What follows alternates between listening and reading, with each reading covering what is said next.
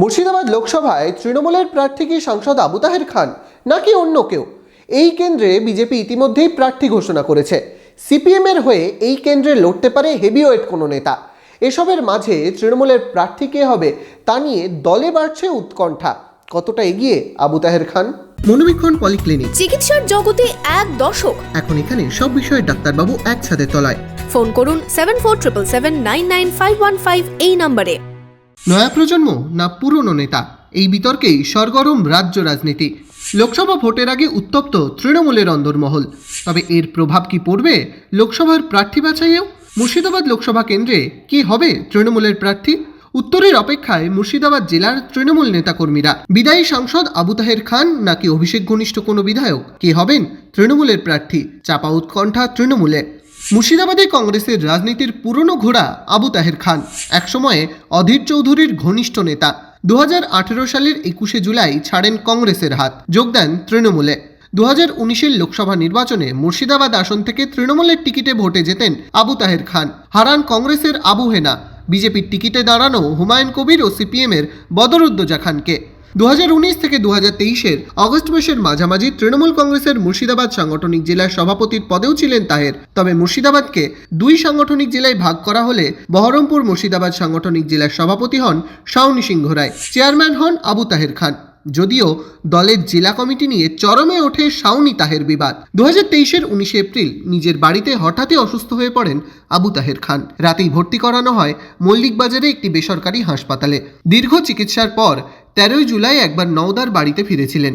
জানিয়েছিলেন ফিরে এসেছেন মৃত্যুর মুখ থেকে। তারপর ফের শুরু চিকিৎসা। সূত্রের খবর, স্নায়ুর অসুখ, জিবে সিন্ড্রোম ও ফুসফুসের সংক্রমণে ভুগছিলেন সাংসদ।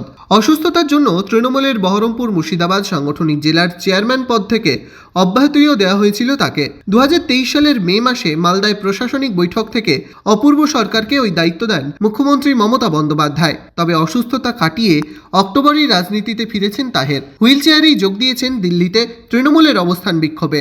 3রা নভেম্বর নিজের নওদার বাড়িতে ফেরেন আবু তাহের খান। পরদিন সকালেই তার মুখে শোনা গিয়েছে রাজনীতির কথা। জানিয়েছেন ফিরবেন বহরমপুরের তৃণমূলের অফিসে। বাংলার মুখ্যমন্ত্রী মমতা বন্দ্যোপাধ্যায় তিনিও দুদিন আগে ফোন করেছিলেন। তিনিও আমাকে ফোন করে আমার শারীরিক অবস্থার খোঁজ খবর নিয়েছেন এবং আমি তাকে বলেছি আমি বাড়ি ফিরছি। তিনি খুবই খুশি।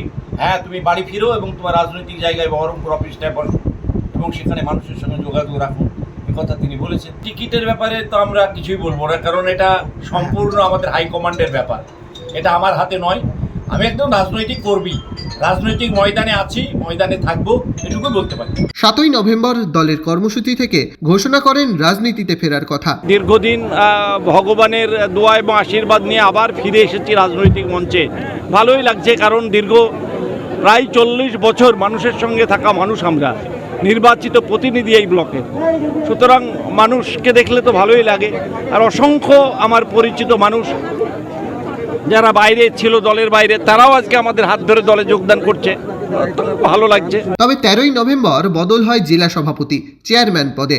বহরমপুর মুর্শিদাবাদ জেলায় নতুন সভাপতি হন অপূর্ব সরকার। চেয়ারম্যান করা হয় রবিউল আলম চৌধুরীকে। তবে সাংগঠনিক দায়িত্ব থেকে সরলেও সাংসদ হিসেবে দলের কর্মসূচিতেই সামনের সারিতে দেখা গিয়েছে আবু তাহের খানকে। 23শে নভেম্বর নেতাজি ইন্ডোর স্টেডিয়ামের সভাতেও প্রথম সারিতেই দেখা গিয়েছিল আবু তাহের খানকে। এরপর টানা উপস্থিত থাকছেন দলের কর্মসূচি থেকে জেলা পরিষদের বাজেটের সভাতেও। তবে মুর্শিদাবাদ কেন্দ্রে টিকিটের দাবিদার হিসেবে শোনা যাচ্ছে তৃণমূলের এক বিধায়কেরও নাম। অভিষেক বন্দ্যোপাধ্যায়ের ঘনিষ্ঠ ওই বিধায়ক চেষ্টা করছেন দিল্লির টিকিট কাটতে। তবে তাহের ঘনিষ্ঠের দাবি, রাজনীতিতে তাহেরের ট্র্যাক রেকর্ড তার সব থেকে বড় প্লাস পয়েন্ট। 1993 সালে তাহের ছিলেন নওদা পঞ্চায়েত সমিতির কংগ্রেসের বিরোধী দলনেতা। 1998 সালে নওদা পঞ্চায়েত সমিতি দখল করে কংগ্রেস। সেবার পঞ্চায়েত সমিতির সভাপতি হন আবু তাহের খান। 2001 সালে বিধানসভা ভোটে জিতে নওদার বিধায়কও নির্বাচিত হন আবু তাহের খান। এরপর 2001, 2006, 2011, 2016 পরপর 4বার বিধানসভা ভোটে জেতেন তিনি। 2018 সালের পঞ্চায়েত ভোটেও আক্রান্ত হন তিনি। সেবার অভিযোগ ওঠে তৃণমূলের বিরুদ্ধেই। প্রায় 3.5 বছর কংগ্রেসের মুর্শিদাবাদ জেলা সভাপতিও ছিলেন তাহের। এই কেন্দ্রে বিজেপি প্রার্থী করেছে মুর্শিদাবাদের বিধায়ক গৌরীশঙ্কর ঘোষকে। বামেরাও হেভিওয়েট কোনো নেতাকে প্রার্থী করতে পারে এই কেন্দ্র থেকে। প্রার্থী তালিকা প্রস্তুত করছে কংগ্রেসও। তবে শেষমেশ কার ভাগ্য খোলে সেদিকেই তাকিয়ে রাজনৈতিক মহল।